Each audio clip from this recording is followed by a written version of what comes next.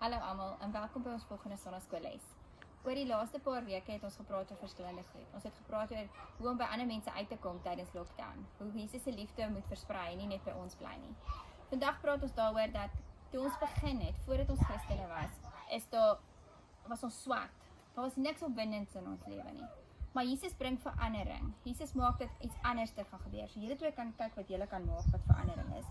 Die Bybel leer ons dat ons die lig vir die wêreld moet wees. Dit moet iets anders wees. So vir vandag, om dit te wys, het ek 'n eksperiment wat julle kan probeer by die huis. Ek het 'n ballon en wanneer ons speel, dit is ons. Wanneer ons begin is dit net, daar's niks opwindends aan ons nie. Niemand wil regtig na ons kyk nie, niemand wil regtig met ons speel nie. Maar wanneer ons kom en ons word vol van Jesus se liefde en ons probeer om meer en meer soos Jesus te wees, kom die verandering waarvan Jesus gepraat het. Jesus wil hê dat ons wonderlik en pragtig moet wees. So kom ons kyk of ons die verandering kan sien.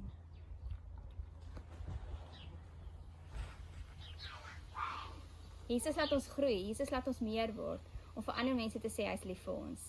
Ons hoop julle het 'n wonderlike week en onthou om verandering te verander sodat jy word so meer en meer soos wat Jesus wil hê jy moet wees.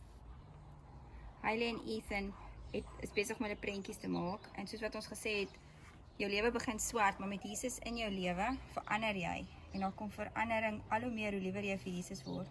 En die kleur en die mooi van die lewe kom uit. Onthou om vir ander mense te wys hoe jy verander en die verandering uit te leef in jou lewe.